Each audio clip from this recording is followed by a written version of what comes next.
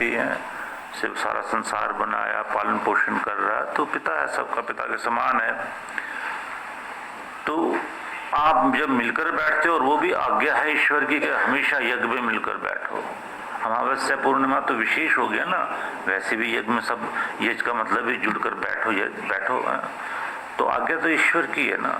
आपने पूर्ण करी, मिलकर बैठ के यज्ञ किया, यज्ञ, तो वो कितना खुश होता है और आपको कितना आशीर्वाद देता है।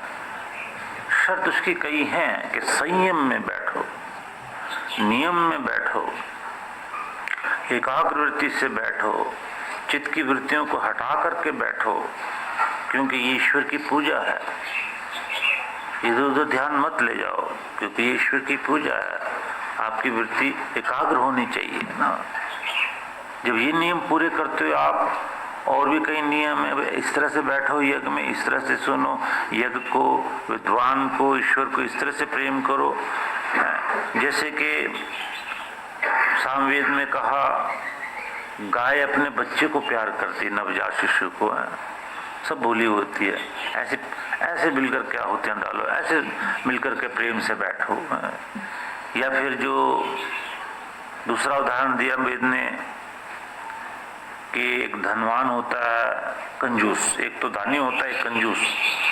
तो कंजूस जो है वो धन को प्यार करता है।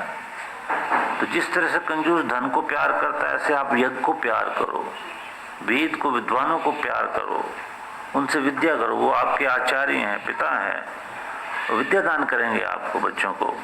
जैसे ईश्वर ने विद्या दान करी, आगे ईश्वर ने एक नियम बनाया, ये आपके आचार्य जो हैं, स्पिरिचुअल फादर, ये आपको विद्या दान करेंगे। उसके बिना सुख नहीं। तो ये विद्या आपने सुनी। अब देखो, इसमें आप भाव ही देखें कि बड़ा अच्छा ज्ञान दिया भगवान ने इस मंत्र में। ये एक मंडल का 42वें सूक्त का 42 का मंत्र है, तीसरा है कि चोरा अनेक विधा के चिदस्सव।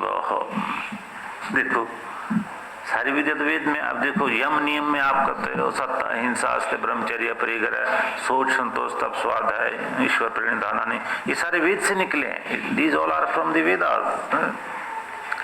सत्य, अहिंसा, अस्त्य, अस्त्य मैंने चोरी, चोरी मत करो। तो अब यहाँ कहा ईश्वर ने इस मंत्र में, इस तीसरे मंत्र में भगवान ने कहा कि भाई अपत्वम परिपंथिनम सुशीवाणम हुरश्चितम दूरम अधिश्रुते रजम। के चोर जो होते हैं, भाव देखो इस मंत्र का कितना अच्छा है कि मुशीवाणम, चोर, अनेक अनेक प्रकार के चोर होते हैं संसार में।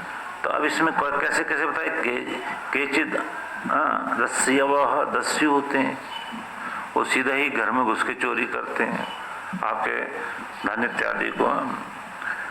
कोई केचित कपटे ना, कपट के द्वारा छल कपट करेंगे, जैसे कहते जी आपका धन दुगना कर देंगे, आपके घरों में जाते हैं, जेवर दुगने करा लो। ये कोई कम तोलता है, कपट करता है ना, प्रत्येक प्रकार के कपट। कोई आस्तीन का सांप बन करके खाता है, कोई कैसा, कोई छल कपट है, अंदर कुछ, कोई बाहर कुछ है। भगवान तो सारा समझा देता है। कोई कपट करने वाले हैं। और फिर केचित मोहयित्वा, कई सम्मोहन कर देते हैं, मिसमरिज्म कर देते हैं, या कई बेहोशी की दवा दे देते हैं, बेहोशी सुंघा देते हैं, तब लूट लेते हैं या मार देते हैं। तो इस तरह से कई अच्छा। और फिर भगवान आगे कहता है केचित उत्कोच का, केचित रात्रो सुरंगम कृत्वा, सुरंग बना देते हैं घर में फोड़ करके, फिर आप सोते रहेंगे, वो धीरे धीरे घर को तोड़कर सुरंग बना करके अंदर निकल के चोरी कर लेंगे। तो और उत्कोच कोई आप जा रहे हैं आप और चेन झपट के ले गए, आपके हाथ में पर्स है, किसी के पर्स लेकर गए, भाग गए, चोर चोर पकड़ते रहो। तो भगवान कहता है कैसे कैसे चोर हैं संसार में, पता नहीं कितने प्रकार के चोर डाकू होते हैं। तो और कई, अब इसमें ये भी कितना सुंदर भगवान ने बता दिया कि हरंती, ये आपका पदार्थान हरंती, आपके पदार्थों का हरण कर लेंगे चोरी कर करके ऐसे। और केचित भृत्या भूतवा स्वामी ने पदार्थ हरंती, कई नौकर बन करके आएंगे और मार कूट के चले जाएंगे, तो चोरी करके चले जाएंगे, मर्डर करके चले जाएंगे, सामान उठा के ले जाएंगे। भगवान कहता है कि ऐसे भी हो जाते हैं ना। तो अब देखो ऐसे कहता है केचित छल कपटा भयाम पर राज्यानि स्वीकुर्वन्ति, कई राज्य की नौकरी में होंगे या कहीं भी होंगे तो वो रिश्वत लेकर के दुराचार करते रहेंगे, ऐसे भी हैं। अच्छा, केचित धर्मोपदेशेन जनानां भ्राम्यत्व, धर्म का उपदेश देकर भ्रम डालते रहेंगे और आपके पैसे लूटते रहेंगे। उनका है ही प्रोफेशन के धर्म की आड़ में पाप करो, काम करो, मतलब अहंकार भी करो, पैसे भी कमाओ, कई ऐसे चोर होंगे। तो भ्रामित्व और गुरु भूतवा, कई ऐसे गुरु भी होंगे धर्म का उपदेश देकर हरने वाले। और ऐसे ही कि शिष्य पदार्थान हरंती, ये गुरु लोग शिष्यों के पदार्थों को हर लेंगे। ये बिल्डिंग बन रही है, धन इकट्ठा करो, वो झूठ मूठ में भंडारा हो रहा है, इतने का होगा, इतने लाख रुपए लगेंगे, वो लगता 50,000 भी नहीं है और 1 करोड़ इकट्ठा कर लेंगे।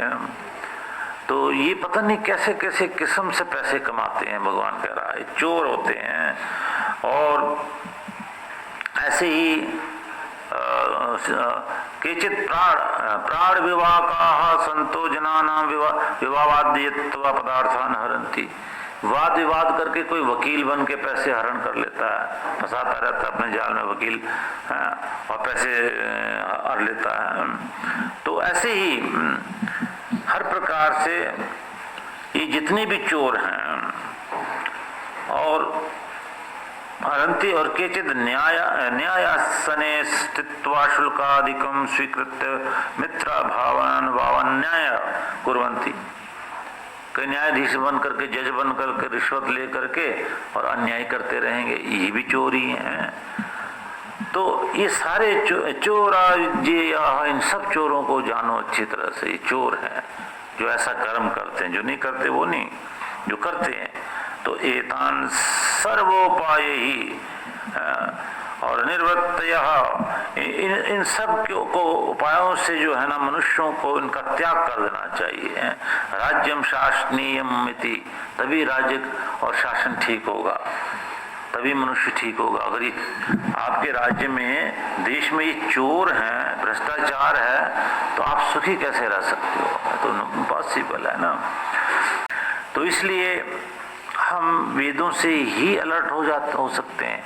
फिर इसलिए हम इतना तो कर सकते हैं कि भी हम ये भी विचारों को छोड़ें, इस चोरी को, हम विकारों को छोड़ें, हम धर्म की आड़ में कोई पाप सोचे तक भी ना है। एक बात। दूसरा, अपने अंदर जब सद्गुण आएंगे फिर ये विचार करें कि दूसरों को भी उपदेश से सीधा करने की कोशिश करें।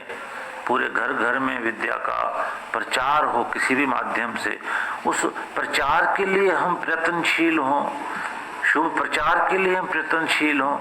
अब आप कहो कि समाज सेवा तुम कर लोगे, तो जब तक वेद नहीं सुने तो कैसे कर लोगे अच्छी तरह से? इसलिए सबसे पहले हम वेदों से भी ज्ञान लेते रहें और उसी ज्ञान को पूरी पब्लिक में फैलाने की कोशिश करें। पहले अपने को, फिर परिवार को, फिर समाज को, फिर देश को, फिर सारे विश्वम आर्यम, आर्य ईश्वर पुत्र, आर्य ईश्वर का बेटा है। ईश्वर उसी को बेटा कहता है जो सून वह गिरा, ऋग्वेद कहता सुन में ना वेद, गिरा में ना वेद, सुन में ना बेटा। जो वेदवाणी का बेटा है वो ईश्वर का बेटा है। यानी जो वेद वाणी से प्रेम करके वेद वाणी को सुनता है, वेद वाणी के ज्ञान को जाता है, वो ईश्वर। whosoever on the earth is interested is found of listening the Vedas, the mantras of the Vedas with explanation